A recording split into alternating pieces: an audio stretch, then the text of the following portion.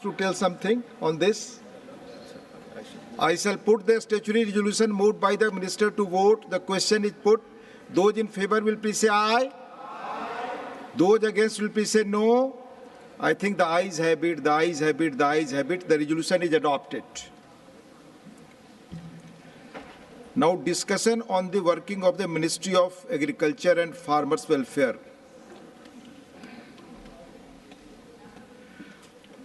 Honorable members, all the members who had given their names to participate in the discussion on the working of the Ministry of Agriculture and Farmers Welfare have already participated. Now the Honorable Minister of Agriculture and Farmers Welfare will reply to the discussion. माननीय मंत्री जी।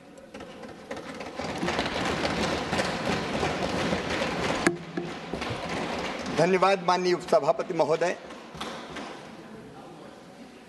सबसे पहले तो मैं अपने देश के प्रधानमंत्री श्रीमान नरेंद्र मोदी जी का हृदय से आभार प्रकट करना चाहता हूं। किसानों की सेवा और कृषि की सेवा का दायित्व उनके नेतृत्व में मुझे सौंपा गया है और मैं इस दायित्व को पूरे परिश्रम, ईमानदारी, जिद, जुनून और जज्बे के साथ निभाने का प्रयत्न करूंगा। माननीय उपसभापति जी, मैं माननीय सभी सदस्यों का आभारी हूं। माननीय देवेगौड़ा जी जैसे एक्स प्राइम मिनिस्टर, उन्होंने अपने विचार प्रकट किए। पक्ष के और विपक्ष के सभी माननीय सदस्यों ने अपने विचार प्रकट किए हैं। चर्चा सार गर्भित थी। मैं माननीय सदस्यों को विश्वास दिलाना चाहता हूं कि चर्चा में जो सकारात्मक सुझाव आपने दिए हैं उन पर सरकार गंभीरता के साथ विचार करेगी और उनमें से जो व्यवहारिक होंगे निश्चित तौर पर किसानों के हित में सरकार सकारात्मक कदम उठाएगी, उठाने का प्रयत्न करेगी। माननीय उपसभापति जी, भारत अत्यंत प्राचीन और महान राष्ट्र है। 5000 साल से तो ज्यादा ज्ञात इतिहास है हमारा। जब दुनिया के विकसित राष्ट्रों में सभ्यता के सूर्य का उदय नहीं हुआ था, तब हमारे यहाँ वेदों की ऋचाएं रच दी गई थी। हमारे यहाँ ऋषियों ने कहा एकम सद विप्रा बहुधा वदंती। सत्य एक है, विद्वान उसको अलग अलग तरीकों से कहते हैं। इस चर्चा को मैंने इसी रूप में लिया है कि लक्ष्य एक है, किसानों का कल्याण। तरीके अलग अलग हो सकते हैं, रास्ते अलग अलग हो सकते हैं। हम प्रयत्न करेंगे कि सारे सुझाव को समाहित करते हुए आगे बढ़ें। लेकिन माननीय उपसभापति जी, जितना हमारा राष्ट्र प्राचीन है उतनी हमारी खेती भी प्राचीन है। हजारों साल पहले से भारत में कृषि होती रही है। हमने बचपन में कई पौराणिक संदर्भ पढ़े हैं। जब ऋषि भी बच्चों को शिक्षा देते थे गुरुकुल में, तब भी उनके पास खेती होती थी और हमारे उस समय के बच्चे सीखते भी थे, पढ़ते भी थे और करते भी थे। इस कृषि को इसी भाव से लेकर हम कैसे किसानों के लिए बेहतर काम कर सकते हैं, उसका हम प्रयत्न करेंगे। माननीय उपसभापति जी, मैं तो सीधे सीधे अपनी बात कहना चाहता था, लेकिन जब चर्चा का प्रारंभ हमारे विद्वान मित्र सुरजेवाला जी ने किया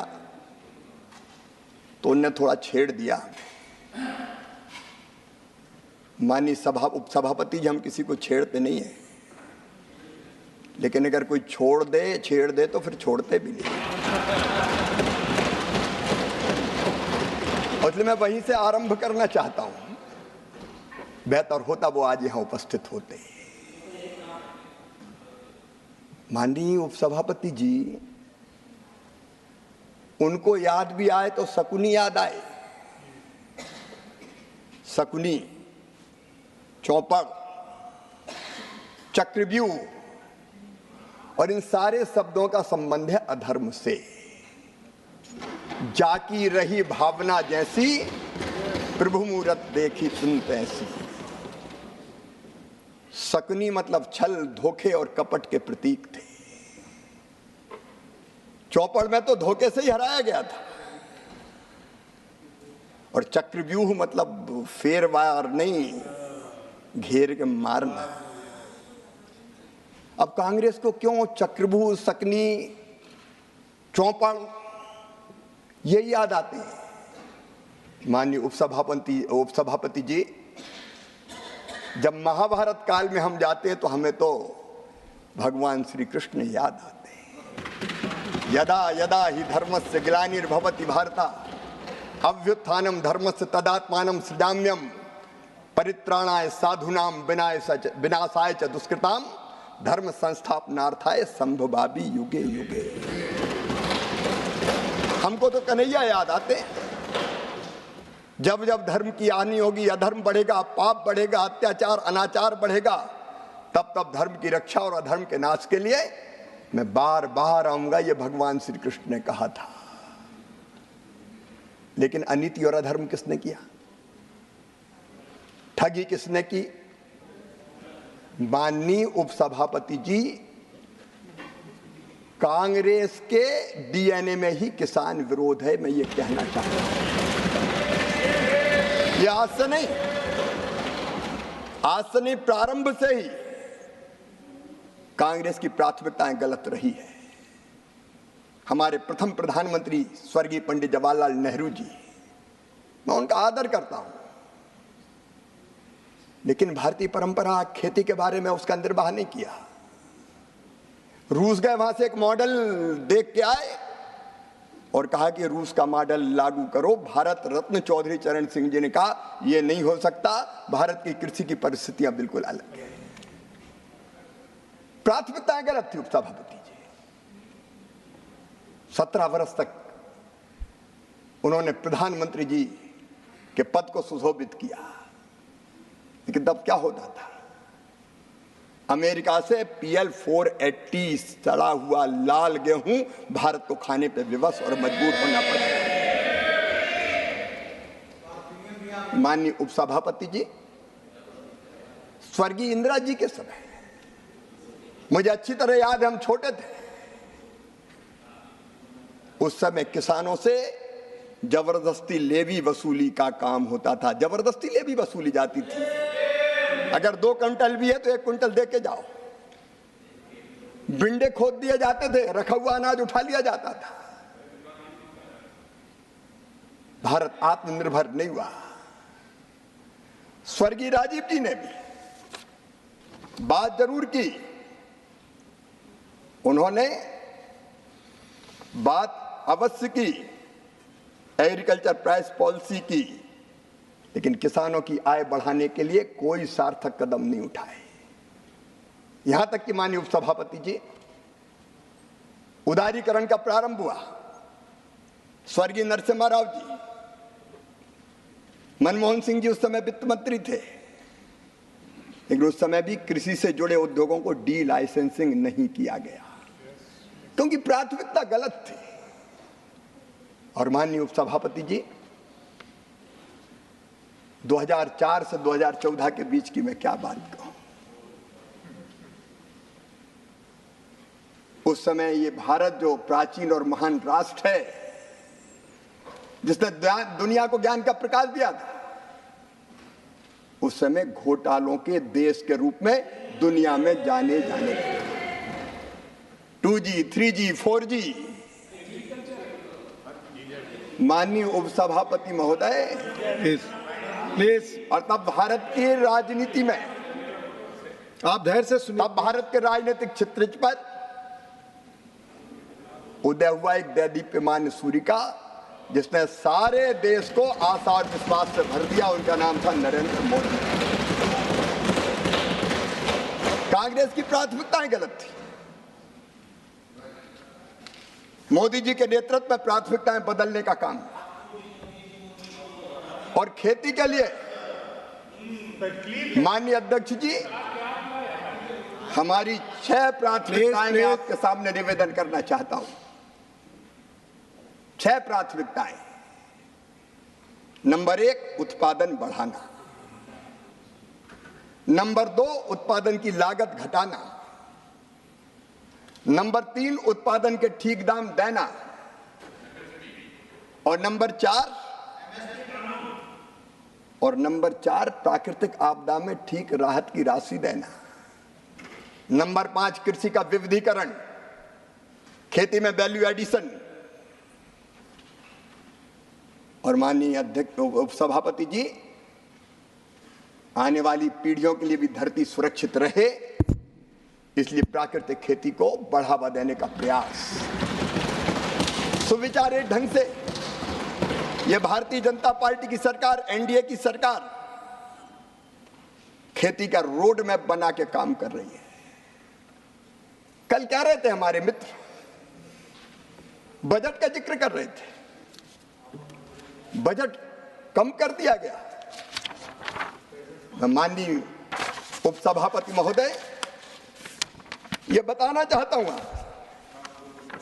कृषि के लिए बजटीय आवंटन 2013 और 14 में था केवल 27,663 करोड़ रुपया। 2024-25 में ये बढ़कर हो गया 1,32,470 करोड़ रुपया, और ये केवल कृषि विभाग का है। एग्रीकल्चर एंड एलाइड सेक्टर जोड़ दिए जाए तो माननीय अध्यक्ष महोदय, इसमें फर्टिलाइजर की सब्सिडी भी अगर जोड़ दी जाए तो फर्टिलाइजर, सहकारिता, पशुपालन, डेयरी, फूड प्रोसेसिंग, फिशरीज, इन सबको जोड़ दिया जाए तो ये बजट बढ़ के हो जाता है, ये इनका है 1,32,000 तो मैंने बताया कृषि, 152 एलाइड सेक्टर और फर्टिलाइजर सब्सिडी वगैरह सब जोड़ दी जाए तो इसमें 1,75,446.55 करोड़ और जोड़ेगा। मानिए आपके समय तो ये डिपार्टमेंट एक थे, आप कितने देते थे? माननीय उपसभापति जी, बजट का पर्याप्त प्रावधान है और इसमें सिंचाई तो जोड़ा ही नहीं, सिंचाई तो जोड़ा ही नहीं। जल शक्ति मंत्रालय अलग है, वो सिंचाई के प्रबंध के काम में लगा है। उत्पादन अगर हमको बढ़ाना है तो माननीय उपसभापति जी, पहली प्राथमिकता होगी किसानों के सूखे खेतों में पानी पहुंचाने की। ये हमको करना पड़ेगा, बिना पानी के खेती नहीं होती। और आज मैं कहना चाहता हूं, सिंचाई की व्यवस्थाओं में बरसों तक कांग्रेस की सरकार रही, कभी उतनी गंभीरता से ध्यान नहीं दिया गया। मैं एक नहीं अनेकों उदाहरण दे सकता हूं। मध्य प्रदेश में अगर देखें तो कांग्रेस, राजा, नवाब, अंग्रेज सबने मिला के सिंचाई की व्यवस्था की थी केवल 7.5 लाख हेक्टेयर में, और जब हमारी सरकार आई तो बढ़ा के हमने कर दी थी उसको 47.5 लाख हेक्टेयर, और उसको बढ़ा के 65 लाख हेक्टेयर पे लगातार हमारा काम चल रहा है। प्रधानमंत्री नरेंद्र अटल बिहारी वाजपेयी जी, रिवर लिंकिंग की बात उन्होंने की, और रिवर लिंकिंग के प्रोजेक्ट को अगर सबसे पहले साकार किसी ने किया तो गुजरात में जब मुख्यमंत्री थे नरेंद्र मोदी जी, तो उन्होंने किया। नर्मदा जी के पानी को कई नदियों में प्रवाहित करके उन्होंने जो नदियां समाप्त हो गई थी उनको जीवित करने का काम किया। भाजपा शासित राज्यों ने कई जगह काम किया। मध्य प्रदेश में भी मैं जिनका बहुत आदर करता हूं, पूर्व मुख्यमंत्री रहे आदरणीय दिग्विजय सिंह जी भी यहां बैठे। जब रिवर लिंकिंग की बात आई और यह कहा गया कि क्या नर्मदा जी को क्षिप्रा जी से जोड़ा जा सकता है, तब उत्तर था उधर से कि नहीं, इम्पॉसिबल। हमने कहा संभव शब्द हमारे शब्दकोश में नहीं है, और तय किया कि नर्मदा जी के पानी को छिप्रा जी में ले जाएंगे और ले जाके दिखा देंगे। नर्मदा छिप्रा, नर्मदा जी गंभीर, नर्मदा जी पार्वती, नर्मदा जी काली सिंध, सबको जोड़ने का काम हुआ। और आज नरेंद्र मोदी जी के नेतृत्व में कैन और बेतवा को जोड़ने के प्रोजेक्ट को भी स्वीकृति दे दी गई है। 20 लाख हेक्टेयर जमीन, 20 लाख एकड़ जमीन में सिंचाई, सिंचाई पहली प्राथमिकता होनी चाहिए थी। बाण सागर जैसे बांध एक नहीं अनेकों बरसों तक पूरे नहीं हुए, क्योंकि खेती किसान प्राथमिकता नहीं था। आज मुझे गर्व यह कहते हुए कि प्रधानमंत्री नरेंद्र मोदी जी के नेतृत्व में प्रधानमंत्री सिंचाई योजना पर भी काम चल रहा है, और उसके साथ साथ एक नहीं अनेकों सिंचाई की योजना जिस पर हम काम कर रहे हैं। सूक्ष्म सिंचाई की योजनाओं पर हमारा काम चल रहा है। माननीय सभापति महोदय, मेरा सौभाग्य है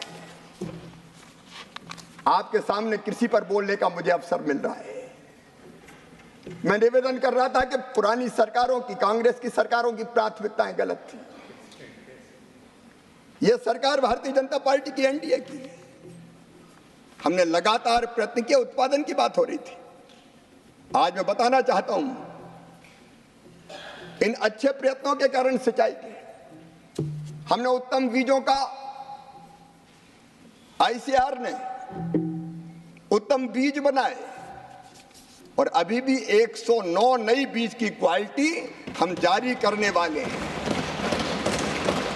क्योंकि उपज अगर बढ़ाना है तो अच्छे बीज चाहिए, जलवायु अनुकूल जीव चाहिए, बेहतर सिंचाई चाहिए, अच्छा आदान चाहिए, और 10 साल से मोदी जी के नेतृत्व में ये हो रहा है।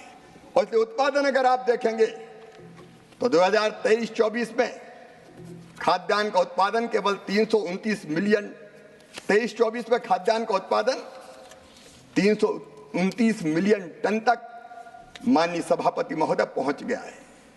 और इस समय अगर हम हॉर्टिकल्चर देखें, बागवानी देखें, तो 23-24 में बागवानी का उत्पादन 352 मिलियन टन तक पहुंच गया है। हम यहां रुकेंगे नहीं, आगे बढ़ेंगे। कल दलहन और तिलहन की बात हो रही थी।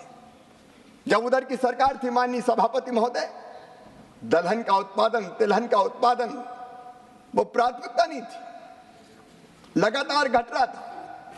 लेकिन मुझे कहते हुए गर्व है कि दलहन और तिलहन के क्षेत्र में भी अब तेजी से काम हो रहा है और उत्पादन लगातार बढ़ रहा है। उत्पादन बढ़ रहा है, उत्पादकता बढ़ रही है। और माननीय अध्यक्ष महोदय, कल बात फर्टिलाइजर सब्सिडी पे की गई। आज मैं आंकड़े आपके सामने रखना चाहता हूं, आपके सामने आंकड़े रखना चाहता हूं। जब उधर की सरकार थी तब माननीय अध्यक्ष महोदय 13-14 में, माननीय सभापति महोदय 13-14 में फर्टिलाइजर सब्सिडी थी 71,280 करोड़। लेकिन पिछले साल 23-24 में फर्टिलाइजर सब्सिडी थी 1,95,420 करोड़। मैं वर्षवार बता सकता हूं। 18-19 में 73,435 करोड़, और इस साल कह रहे थे वर्षवार मेरे पास आंकड़े हैं कि घटा दी गई है। आज मैं कहना चाहता हूं माननीय सभापति महोदय, फर्टिलाइजर की सब्सिडी में जितना पैसा लगता है सरकार व्यवस्था करती है। बजट के प्रावधान के अलावा भी अतिरिक्त राशि देनी पड़ती तो दी जाती है। अभी अंतर्राष्ट्रीय परिस्थितियों के कारण डीएपी के जहाज घूम के आए, लंबा मार्ग तय करना पड़ा, समय ज्यादा लगा और इसलिए कीमत बढ़ रही थी। हमने उस बढ़ी हुई कीमत का भार किसान पर नहीं डाला और 2625 करोड़ का स्पेशल पैकेज दिया ताकि सस्ता फर्टिलाइजर किसान को मिलता रहे।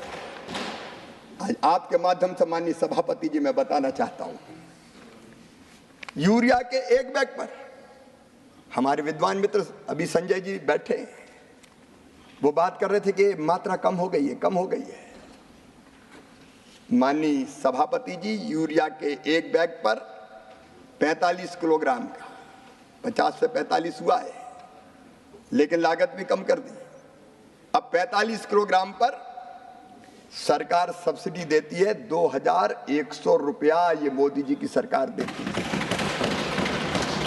किसानों के लिए केवल 266 रुपया में मिलता है। 2366 रुपए का यूरिया किसान को 266 रुपया में देती है ये मोदी जी की सरकार, भारतीय जनता पार्टी की सरकार।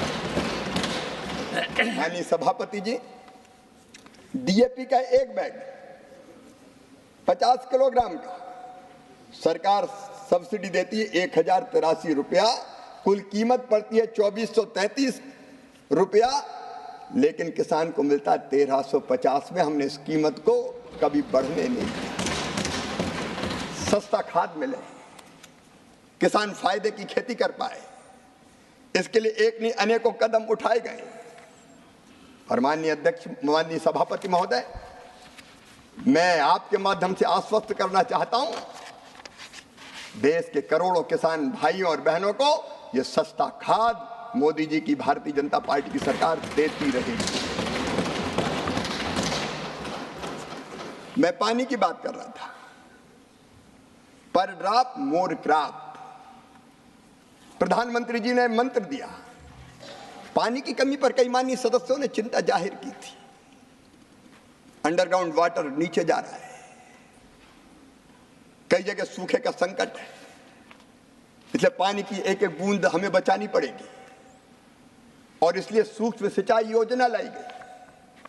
ड्रिप के माध्यम से, स्प्रिंकलर के माध्यम से, प्रेशराइज पाइप के माध्यम से नहर में बहता हुआ पानी सीपेज भी होता है, बाष्पीकरण भी हो जाता है, लेकिन सूक्ष्म सिंचाई योजना ऐसी है जिससे एक एक बूंद पानी सीधे किसान के खेत में पहुंचता है, किसान के खेत में जाता है।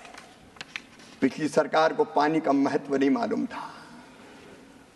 माननीय सभापति जी, अब सूक्ष्म सिंचाई योजना में अगर आप देखेंगे तो इस सरकार ने 23-24 तक 14-15 से 21,312 करोड़ रुपया खर्चा किए हैं और हमने तेजी से क्षेत्रफल को बढ़ाने का काम किया है। माननीय सभापति जी, कल कृषि के मशीनीकरण की बात हो, सच्चाई बयान करते, चना 3100 आप खरीदते थे, हम खरीदते 5,440, मसूर आप खरीदते थे 2,950, हम खरीदते 6,425, तुअर आप 4300 खरीदते थे, हम खरीदते 7,550, उड़द आप 4300 खरीदते थे, हम खरीदते 7,400, एक एक फसल के रेट। और एक बात मैं और कहना चाहता हूं, आपके माध्यम से देश के किसानों से, दलहन में देश को आत्मनिर्भर बनाना है, आयात पर निर्भरता समाप्त करना है, और इसलिए सरकार ने फैसला किया कि अरहर हो, मसूर हो, उड़द हो, जितनी किसान पैदा करेंगे पोर्टल पर रजिस्ट्रेशन करवाए, पूरी की पूरी खरीदी जाएगी, एमएसपी पर पूरी की पूरी खरीदी। कल बात कही जा रही थी, विद्वान मित्र सुरजेवाला जी, वो नहीं है माननीय सभापति जी, मेरा तो सब्जेक्ट ही खत्म हो गया, बोल के चले जाते हैं। वो कह रहे थे कि पैदा इतना हुआ खरीदी इतनी, पैदा इतना हुआ खरीदी इतनी। एमएसपी काय के लिए होती सभापति जी? अगर किसान को एमएसपी के नीचे दाम मिले तो वो एमएसपी पे बेचेगा, अगर फसल के ठीक दाम मिले तो एमएसपी पे बेचने नहीं आएगा। अब जानते हैं माननीय सभापति महोदय, मध्य प्रदेश में सरबती गेहूं पैदा होता है, सरबती गेहूं के रेट है 4,000 5,000 रुपया क्विंटल। क्या वो भी एमएसपी पे बिकवाना चाहते हैं? हरियाणा में, पंजाब में, मध्य प्रदेश में बासमती राइस होता है, अच्छे दाम मिलते हैं। कनाडा, अमेरिका, आज भारत का बासमती राइस धूम मचा रहा है। 40,000 करोड़ रुपए का हमने निर्यात किया माननीय सभापति। अच्छे दाम मिलेंगे तो जबरन बेचने आए, तुम तो एमएसपी पे ही खरीदो। दालों के कई बार अच्छे दाम मिलते हैं, और जब अच्छे दाम मिलेंगे तो एमएसपी पे खरीद कैसे होगा? और सब किसान पूरा बेचते नहीं है। अब उनको पता ही नहीं है कि अपने खाने के लिए भी रखते हैं। गांव में कई बार परंपरा है कि किसान कृषि मजदूरों को पैसे नहीं देते, अनाज ही देते हैं। अब उन्हें आंकड़े पढ़ दिए, अब मुझे पता नहीं खेती से मतलब है कि नहीं है। माननीय मंत्री जी, सभी को यह जानने की बहुत आवश्यकता है। अक्सर हम मुद्दा उठाते हैं कि एमएसपी पर कितना खरीद हो रहा है। एमएसपी पर कम खरीद का मतलब किसान की स्थिति ठीक है और उसको कीमत कहीं और मिल रही है। तो आज के दिन सदन की आज के दिन मेरी बात सुनिए, आज के दिन आवश्यकता है कि हम किसान की समस्या को सही दृष्टि में समझें। किसान एमएसपी का फायदा उठाना चाहता है जब वो जानता है कि मैं मार्केट में जाता हूं तो मुझे वो कीमत नहीं मिल रही है। तो ये जो आर्ग्यूमेंट हुआ, मुझे भी बड़ी आहत हुआ इस बात को लेकर, और तब मुझे व्यवस्था में कहना पड़ा कि किसान का क्या समझने की आवश्यकता है। एमएसपी का मतलब किसान के पास मार्केट में कीमत उपलब्ध नहीं है, इसलिए व्यवस्था में किसान को एमएसपी पर बेचना पड़ेगा।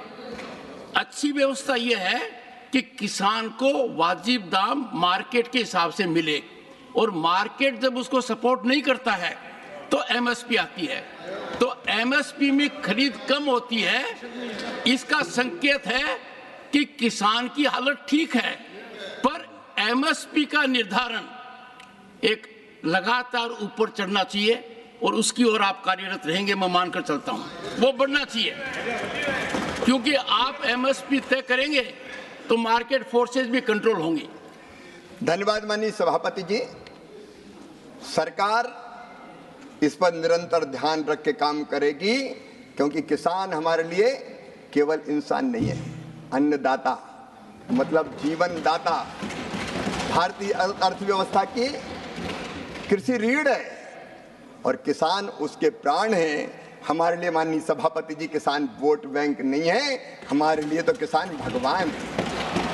किसान की सेवा हमारे लिए भगवान की पूजा है, और वो मानकर ही हम आगे व्यवहार करेंगे। लेकिन बावजूद इसके माननीय सभापति महोदय, धान की खरीदी हो या गेहूं की खरीद हो, जब जब आवश्यकता हुई सरकार ने पर्याप्त खरीदी है। धान की खरीद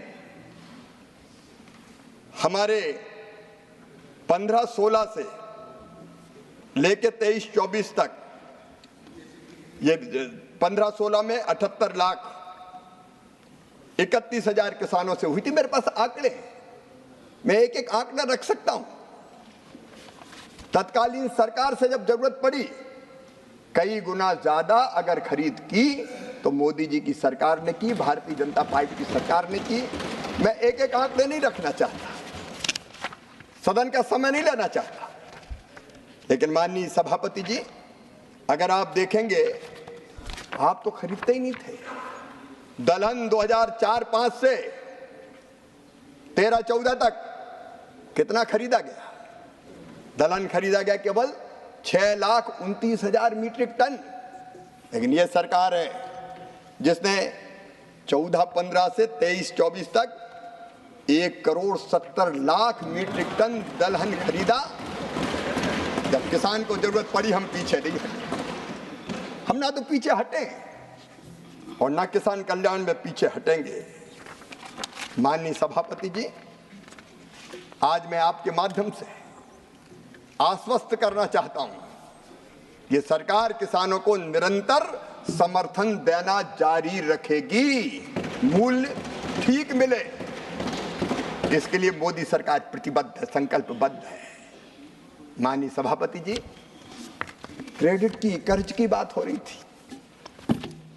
मैं अभी बात कर रहा था प्रारंभ में, सकनी, चौपड़, ठगी, ये कर्ज की बात करते हैं अपने घोषणा पत्रों में, केंद्र के और राज्य के। एक बार नहीं, अनेकों बार का। जैसे ही हम सरकार में आएंगे सारे कर्जे माफ कर दिए जाएंगे। मध्य प्रदेश, छत्तीसगढ़, राजस्थान, इनके नेता गए थे, सभाओं में गिनती गिनते थे, 2 लाख तक के कर्जे माफ 10 दिन के अंदर, और बोलते थे 1 2 3 4 5 6 7 8 9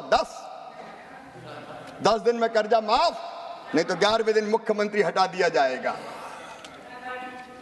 लोगों ने एक बार जिता दिया 18 में, इंतजार करते रहे।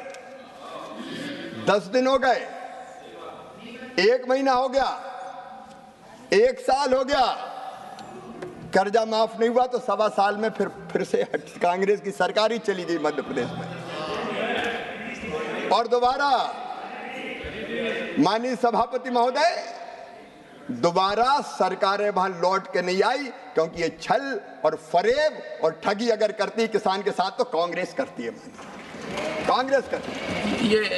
ये तीन शब्द डिलीट होंगे। मैं क्षमा चाहता हूं माननीय सभापति जी। क्रेडिट और कर्जा माफी, माननीय सभापति जी, अगर हम क्रेडिट की बात देखें, कर्जा कितना मिलता था किसानों को जब कांग्रेस की सरकारें थी, तब किसानों के क्रेडिट कार्ड की व्यवस्था नहीं थी। मैं आज प्रणाम करना चाहता हूं स्वर्गीय पंडित अटल बिहारी वाजपेयी जी को। उन्होंने किसानों की उस तकलीफ को समझा और किसान क्रेडिट कार्ड की व्यवस्था के अंतर्गत कम ऋण पर किसानों को कर्जा मिलना प्रारंभ हुआ। माननीय सभापति जी, आज मुझे कहते हुए प्रसन्नता है कि हमारे छोटे किसान, जिनको ऊंची ब्याज की दरों पे साहूकार से कर्जा लेना पड़ता था और उसका भारी ब्याज चुकाना पड़ता था, आज ऐसे किसानों को क्रेडिट कार्ड के माध्यम से 7% उसमें भी समय पे चुकाए तो 3% और कम किया जाता है, केवल 4% दर पर 4% ब्याज की दरों पर कर्जा दिया जा रहा है। और ब्याज सब्सिडी के बजट में भी माननीय सभापति जी 3.6 गुना वृद्धि हुई है। 14-15 में केवल 6,000 करोड़ थी, 24-25 में बढ़ के हो गई 22,600 करोड़ रुपया। पिछले 10 सालों में 1,44,000 करोड़ से अधिक की ब्याज सब्सिडी। मंत्री, this amount is interest subsidy. Interest subsidy. और अगर क्रेडिट आप देखें तो इनकी सरकार थी तब क्रेडिट मिलती थी केवल 7 लाख करोड़ की। ये नरेंद्र मोदी जी की सरकार है, 25 लाख करोड़ की क्रेडिट,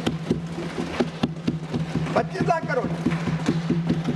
और अभी भी अभियान चल रहा है विकसित भारत संकल्प यात्रा में, जो छूट गया आओ, किसान क्रेडिट कार्ड बनवाओ और 3-4% ब्याज की दरों पर कर्जा ले जाओ।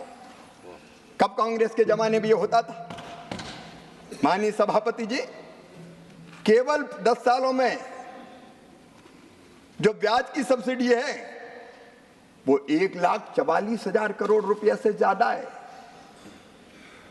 एक बार छोटी मोटी कर्जा माफी हो गई तो उसके बड़े गुण गाते हैं, लेकिन इससे ज्यादा तो हम ब्याज में चुकाते हैं।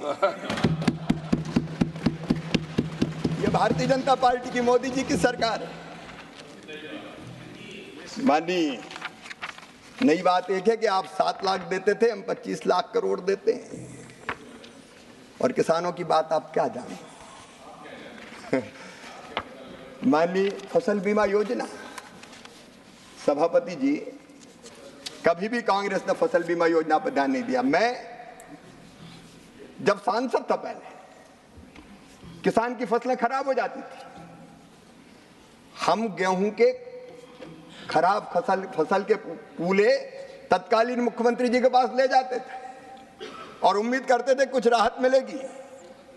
लेकिन इनके समय ऐसी फसल बीमा योजना थी कि उसकी यूनिट हुआ करती थी तहसील। मतलब एक किसान की फसल खराब होगी, राहत नहीं मिलेगी, क्लेम नहीं मिलेगा। एक गांव की खराब होगी, क्लेम नहीं मिलेगा। 10 गांव की खराब होगी तो क्लेम नहीं मिलेगा। अगर किसी एक गांव की फसल खराब हो जाए तो भगवान से प्रार्थना करे कि पूरी तहसील की फसलें खराब हो जाए, निपट जाए, तब हमें मिलेगा। ये फसल बीमा योजना चला था, ये फसल बीमा योजना चलती थी, तहसील यूनिट होती थी। मोदी जी के आने के बाद प्रधानमंत्री फसल बीमा योजना बनी, प्रधानमंत्री फसल बीमा योजना।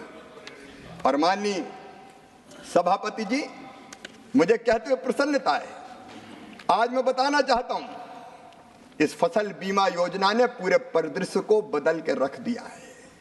माननीय सभापति जी, आप तुलना करके देख लीजिए, इनके समय नैस नाम की कांग्रेस की जब सरकार थी, फसल बीमा योजना चलती थी, उसमें ऋण के आवेदन थे केवल 3,51,00,000 और 23-24 में आए 8,69,00,000। जो नॉन लोनी अऋणी किसान आते ही नहीं थे, क्योंकि ये करते थे केवल किस बैंकों के कर्ज का बीमा। अगर धोखे से क्लेम मिल गया तो वो भी बैंक वाले अपना कर्जा काट लेंगे। किसान के पास क्या आता था? किसान को कुछ नहीं मिलता था, बैंक के लोन का बीमा होता था, किसान देखता रह जाता था। अब अलोनी किसान, नॉन लोनी किसान, इनके समय के बीमा करवाते थे, आवेदन आते थे केवल 20 लाख और अब आए हैं 5,48,00,000, 27 गुना से ज्यादा।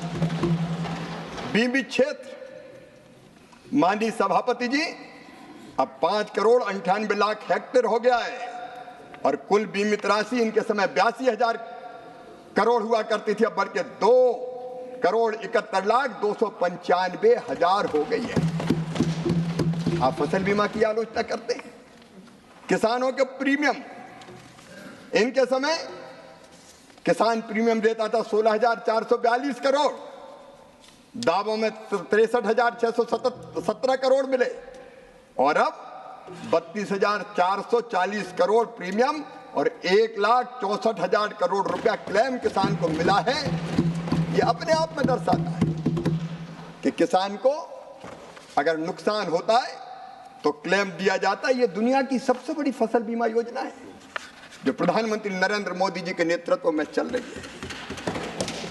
और माननीय सभापति जी, आज कल कई देश इस योजना का अध्ययन करने आ रहे हैं, जिनको अपने यहाँ फसल बीमा योजना लागू करनी है।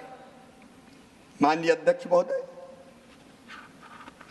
मैं आपसे निवेदन करना चाहता हूं, जब कांग्रेस की सरकार थी एक समस्या और थी, किसानों ने तो देश के अन्न के भंडार भर दिए, उत्पादन बढ़ा हुआ उत्पादन फसल के उपरांत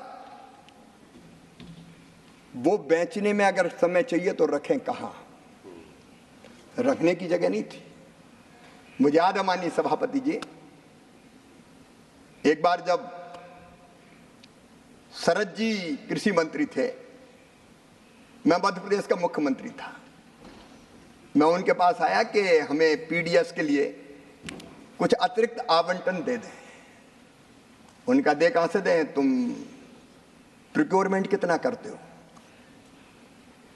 तब मध्य प्रदेश से ज्यादा प्रोक्योरमेंट नहीं होता था, लेकिन हमने संकल्प लिया और मुझे कहते हुए गर्व है कि कृषि के उत्पादन को मध्य प्रदेश में 2004-05 में, जब कांग्रेस की सरकार थी, वो लगभग 1,19,00,000 मीट्रिक टन था, बढ़ के उस समय की बात बता रहा हूं मैं, 6,19,00,000 मीट्रिक टन हो गया था। अब हमारे सामने समस्या आई कि रखे कहां? खेत में गेहूं, खलिहान में गेहूं रखने की जगह नहीं, क्योंकि वेयर हाउस तो कांग्रेस के जमाने में कभी बने नहीं, रखेगा। और जब रखने की व्यवस्था नहीं थी तो औने पौने दाम तो बेचना पड़ता था। ना कोल्ड स्टोरेज थे, ना वेयर हाउस थे, ना राइपनिंग चैम्बर थे, ना ग्रेडिंग साल्टिंग की व्यवस्था थी, और उसके कारण औने पौने दाम पे कई बार किसान को अपने उत्पाद को बेचना पड़ता था और लॉसेस भी बहुत होते थे। मैं धन्यवाद देना चाहूंगा प्रधानमंत्री श्रीमान नरेंद्र मोदी जी को, एग्रीकल्चर इंफ्रास्ट्रक्चर फंड की योजना बनी और योजनाबद्ध तरीके से तय किया कि किसान का उत्पाद रखने के लिए बेहतर इंफ्रास्ट्रक्चर बनाइए। और मुझे कहते हुए प्रसन्नता है माननीय सभापति जी कि बढ़ते हुए भंडारण को बढ़ते हुए उत्पादन को देखते हुए इस एग्रीकल्चर इंफ्रा फंड, कल कह रहे थे सुरजेवाला जी, इतना प्रावधान था, इतना ही हुआ। अब वो पता नहीं कौन से साल के आंकड़े पढ़ लेते हैं। मुझे कहते हुए प्रसन्नता है 2020 में प्रधानमंत्री जी ने 1 लाख करोड़ रुपए के एग्री इंफ्रा फंड की घोषणा की थी और 26 जुलाई 2024 तक मैं जानकारी अपडेट करना चाहता हूं, 72,222 कृषि इंफ्रास्ट्रक्चर परियोजनाओं के लिए 46,080 करोड़ रुपया स्वीकृत हो गए। और इसमें निजी निवेश मिला के, क्योंकि जिसने बनाया उसने खुद का भी लगाया, 76,305 करोड़ रुपए का इन्वेस्टमेंट हो चुका है। 13,569 वेयर हाउस, 13,469 गोदाम, 15,443 प्राथमिक प्रसंस्करण केंद्र, 17,899 कस्टम हायरिंग केंद्र, 3,021 छटाई और ग्रेडिंग इकाइयां, 1892 कोल्ड स्टोर, कोल्ड चैन और 20,338 अन्य प्रकार की फसलोपरांत प्रबंधन परियोजनाएं और सामुदायिक कृषि परिसंपत्तियां बनी हैं। ये भी किया तो श्रीमान नरेंद्र मोदी जी की सरकार ने किया, भारतीय जनता पार्टी की सरकार ने किया। माननीय सभापति जी, किसान को ठीक दाम मिले, इसके लिए नवाचारों की भी जरूरत थी और इसलिए प्रधानमंत्री जी के नेतृत्व में राष्ट्रीय कृषि मंडी इनाम, इस व्यवस्था को बनाया गया। एक Akhil Bharatiya electronic trading portal है ये इनाम, जो एग्रीकल्चर जिन्स के लिए पंजीकृत राष्ट्रीय बाजार के लिए एक वर्चुअल प्लेटफॉर्म के माध्यम से रियल एपीएमसी के नेटवर्क को तैयार करने का प्रयास करता है। 23 राज्यों, बताते हुए प्रसन्नता है, 23 राज्यों और 4 केंद्रों में 1389 मंडियों को इनाम जारी किया गया है। 28 जुलाई 2024 तक इनाम पोर्टल पर 1,77,00,000 किसान और 2,65,000 व्यापारी पंजीकृत हो गए। इनाम प्लेटफॉर्म पर कुल 10,03,000 टन 10,03,000 टन अनाज और इसके अलावा बांस, पान, नारियल, नींबू, मिठाई सामूहिक रूप से लगभग 3.63 लाख करोड़ रुपए का व्यापार दर्ज किया गया है। अगर दूसरी मंडी में कहीं अच्छे दाम मिल रहे हैं तो किसान के पास कोई व्यवस्था नहीं थी कि वो बेहतर दाम पर बेच सके। इनाम के कारण अब ये धीरे धीरे संभव हो चला है और इससे किसान को बहुत लाभ हुआ है।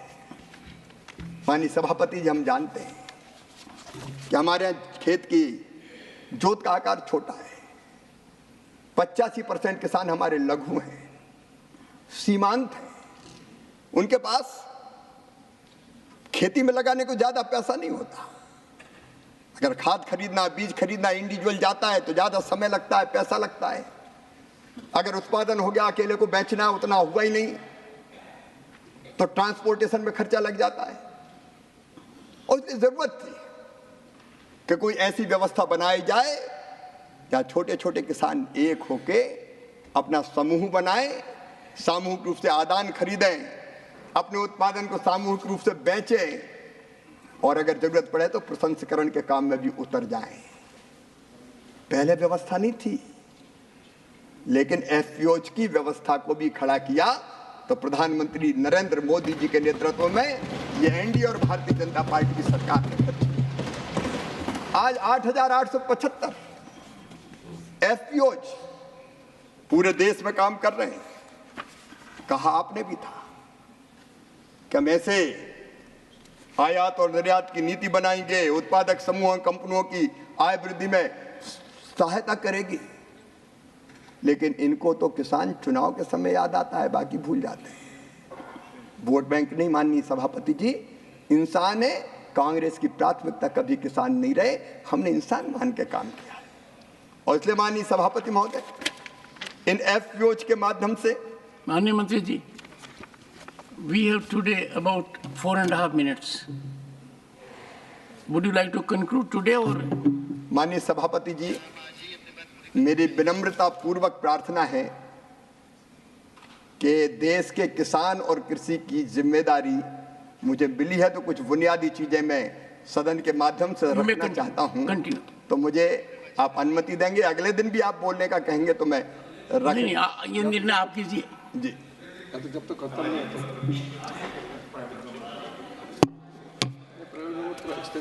होता। माननीय सभापति जी, मैं यही कह रहा था कि भारत सरकार ने 2020 में 6,865 करोड़ रुपए के कुल बजट के साथ 10,000 कृषक उत्पादक संगठन मतलब एफपीओज के संवर्धन और गठन की योजना प्रारंभ की थी। और मुझे खुशी है कि 8,875 बन गए, जिनने 4,165 एफपीओ को 210 करोड़ रुपए की मैचिंग इक्विटी भी जारी की गई है। और उनमें से कई एफपीओज बड़ी सफलता के साथ चल रहे हैं। मैं कई सफलता की कहानियां रख सकता हूं, लेकिन आज वक्त मुझे इजाजत नहीं दे रहा।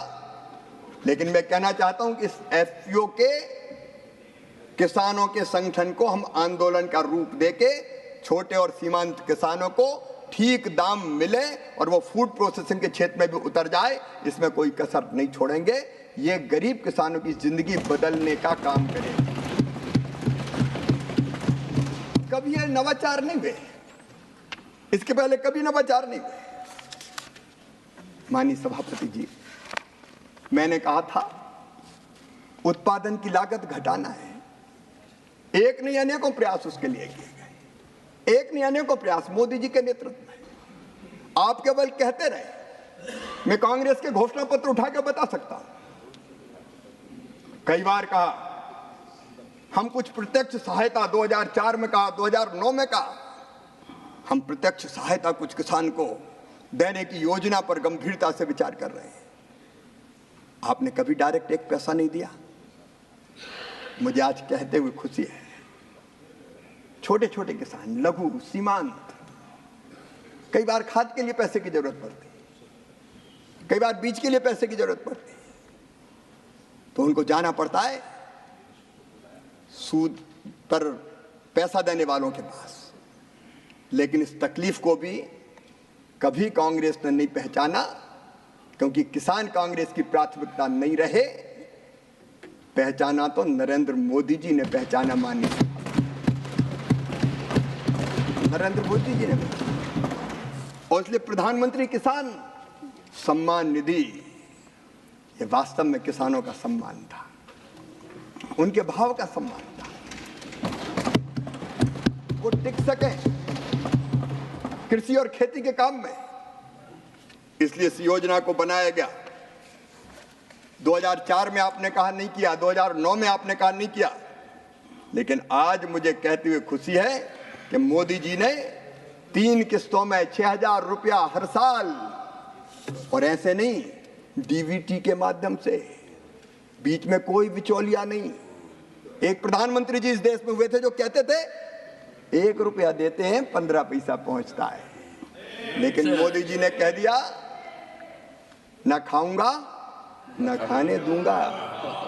इसलिए एक डालते हैं तो सीधा 1 रुपया ही पहुंचता है। Thank you honourable minister, thank you,